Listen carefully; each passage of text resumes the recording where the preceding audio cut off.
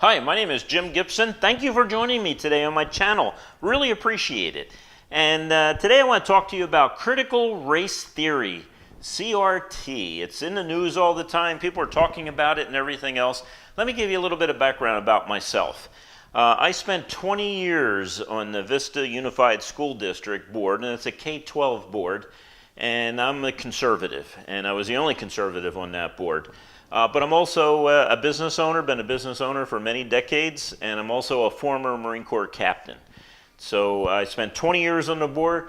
I decided I did not want to run anymore. That 20 years was enough. I was thankful for that. I'm always thankful for the people that supported me and worked for me to get on the board, and I do appreciate what they did. But I really have a solid background when it comes to public education. I understand some of the craziness that goes on there, and I understand what they're doing and everything else. And I'm not surprised that they're pushing this critical race theory. So what is critical race theory? Well, it teaches you, of course, kindergarten through 12th grade. It teaches every single grade. But it teaches you this. It teaches you that if you're white, you are a perpetrator and an oppressor, and you're evil. And if you're a person of color, well, you're the victim of this racism perpetrated by the white evil people. And, excuse me, but you know something, to make a long story short, that sounds racist to me.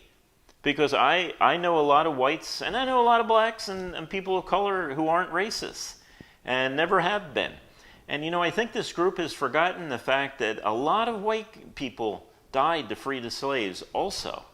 And so just because you're white doesn't mean that somehow you're a racist. You know, I used to tell my children as they're growing up, of course now they're all adults, but I used to tell them as they were growing up, I would say, you know, if you hear something that sounds a little bit of a racist type of tint to it, and this is how you check it, you just change the race. So if someone says, all black people are this way, well then just change it.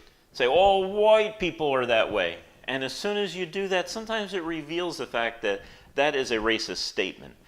In fact, to charge any race of particular race of being all this way is in fact probably a definition of racism in itself. So this is a very racist thing. Plus, it's very damaging to kids. You know, you tell the white kids that they're the perpetrators of racism and that they're guilty of this and they're guilty of suppression or guilty of this, guilty of that. And you got a bunch of white kids, if they're believing it, are actually thinking that, wow, they're just not that nice people anymore because of their whiteness. But at the same time, they're telling people of color that, you know something, if you're a person of color, you're a victim. You can't succeed in this country. This is horrible. That's what they're telling them. But you know something, this is pretty nasty stuff. And this is pretty evil stuff. And this makes everyone a victim. It makes the white kids a victim because they are not perpetrators, because they were born white. They are not racist because they are born white. And they're telling that the people of color, black kids, basically black kids, that they are victims and they can never escape. And this is the worst country in the world. And you know, that's not true. Now, there are racists, you know, and there are racists in the white race, and there are racists in the black race. And this itself is racism. When you sit there and you take a group of people and you say, this is the way you are because you happen to be of a certain race, you automatically are this way, that's racism. Or because you're black or you're a person of color, you're automatically a victim, that's racism. You know, it's kind of interesting that when I ran my business here in California, I ran it for 28 years. And, you know, I remember one time trying to get a contract for my company through the federal government. And they said, no, we can't give you this contract because it's a set-aside for a minority. And I said, well, can I tell you this, that I got 20-some people working for me, and maybe 4 of them are white. The rest of them are female, or the rest of them are black or Hispanic. My top salesman was Hispanic. my service manager was Hispanic, and you know, I didn't hire them because they were black or because they were female or because they were Hispanic. I hired them to work for me because they were the best applicant. That's all. I didn't care what color they were. I'm in business. I want to make a profit.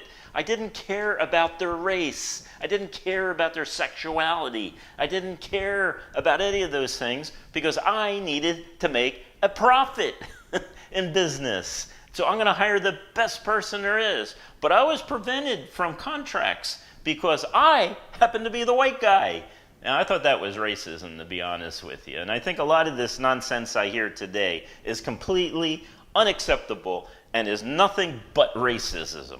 So let's call it what it is, okay? It's a group of racists who have put this CRT out and who, you know, critical race theory. Oh, it sounds so official, you know, we're going to have this theory and it's a critical race theory.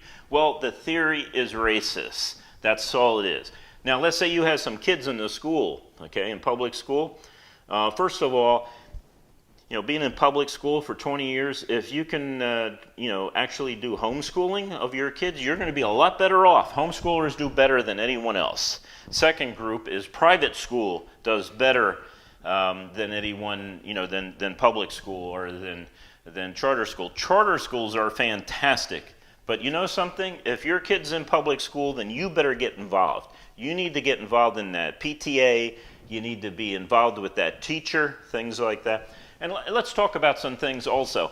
You know, today, or yesterday, I don't know what it is, the 7th of July 2021 is when I'm recording this, the NEA, the National Education Association, came out and said they're going to support the curriculum for CRT because it's the right thing to do, and they don't care if parents are against it, and they don't care if teachers are against it. This is what they're going to do. Now, what I have found out working in the school district is that a lot of this nonsense stuff that comes out is pretty much pushed by the union. And it doesn't mean just because it's a union that somehow all the teachers agree with this. I would say probably the majority of teachers don't agree with this, that it's a union. And the union is very, very radical left-wing, even the local unions, the California Teachers Association. And so they're the ones pushing us. They don't care about your kids, and they don't care about you as a teacher. What they care about is getting their dues and pushing their left-wing ideology.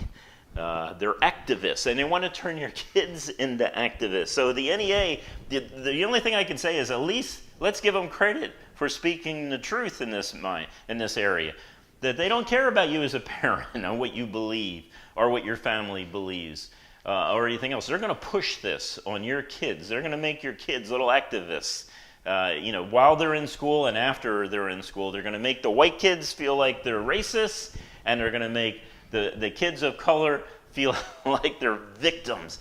How dare you make kids feel like they're victims? And this is the greatest country in the world. I don't know why anybody would do things like this except that this is evil. They are politically motivated, the unions. Now, am I against all unions? No, of course not. I am not against all unions. But I am against the teachers' unions.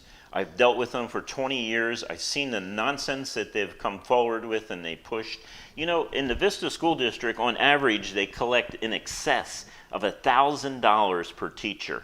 And we had 1,200 teachers. And that money goes directly right into the political organizations. It goes to elect radical people in the state assembly, in the state senate, things like that. People that only agree with the union. And if you don't agree with the union, you're not going to get any of their money. And guess what? If you're going to run for a school board or you're going to run for anything like a state assembly or a state senate, then you're going to have money to do that. And of course, the union shows that they have lots of money and they only give it out to those people. And they actually have people on staff that help in campaigns. And I'm going to have another video about how to win on the school board in the future. But to make a long story short, those millions and millions of dollars that come from local school districts. So we're talking about hundreds of millions of dollars going to the CTA and the NEA for this type of nonsense. I remember once I had a cup of coffee with some of the union reps, and I'm always willing to talk to everyone. And we were chit-chatting, and I heard what their concerns were, and I want to hear what their concerns were. And then they said, well, what's your concerns? And I said, you're not taking care of my teachers. And they said, what do you mean your teachers? I said, they work for me as a trustee. They work for me at will. They're willing to want to work for me at the school district. They're willing to work for the school district. They voluntarily go and work at the school district. But the government forces them to join your union. So they don't have a choice. They have to join your union. Now, some things have changed since then. But I said, I think that's unfair, that you force them to join the union. And you force them to pay these exorbitant dues, $1,000 a year per teacher. I said, you know what would happen if you let them keep that money? Why, they could put that away for their kids' college fund. And it would be significant after working there for 18, 20 years, money that would build up in an account with interest rates and things like that. They'd have a significant amount of money. But I said, I think you overcharge them. You should charge them a lot less. And I said, besides, none of that money stays here. You send that all up to Sacramento. And I was talking to the local union, the VTA. I said, you always send that to CTA, and then they send a portion of that to the NEA, and then you guys gather all that money together and use it for political purposes. And they said, well, it's none of your business. I said, yes, it is my business, because these are my teachers I'm talking about. Why don't you let the teachers vote on how to spend that money? If they wanted it all to go to the California Teachers Association, let them have a vote on that. Or how about this? How about let them have a vote at the CTA on how they're going to spend their money? You know, on some of these propositions that are out there and all that are so anti-family. I said, why don't you let them vote to see if they really want that? And they said, well, we know what's best for our teachers, and we know what's best for our society. Well, that's what you have in the school district. And the people who are pushing this critical race theory, that's the teachers union, local teachers union. Now, there might be some exceptions locally. It might be run by good people. But local teachers union, and then the national NEA, and of course the CTA, California Teachers Association.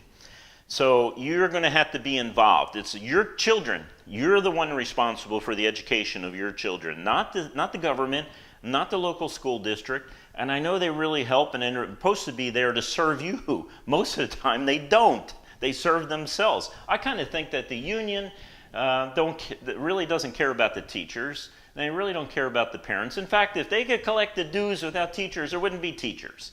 That's what I used to joke about to them. If you could collect these dues and you didn't, and we could do this without teachers, you'd be a happy camper. So I don't think they really support the teachers. I don't think they really support anything out there that's pro-family, pro-life,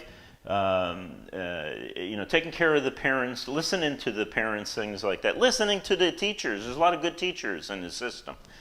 So anyway, to make a long story short, they're your children, your responsibility. You're the primary person that's responsible, and you know your children better than anyone else, or you should.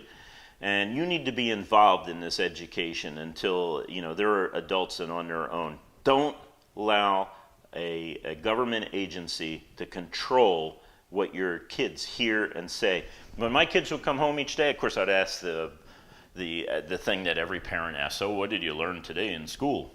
And I've learned some things that they were learning there in K through 12, and I had to sit there and correct it each day. And eventually I got tired of it, and I pulled them out of the public, the K-12 system, and I put them in a private school where I controlled the curriculum and what they would hear. So that's another video for another day, and I'll talk about that. At any rate, thank you for watching my video today. I very much appreciate it. And hopefully, please give me a thumbs up, subscribe. That'd be fantastic. Make comments, please. I'd like to hear from you if this is how you feel about it. This is how I feel about it. And this is my experience after 20 years as an elected official on a public school board. So I hope to hear from you on what you think and some of your ideas, things like that, and I can put out some more videos. Again, thank you for your time, and you have a great day.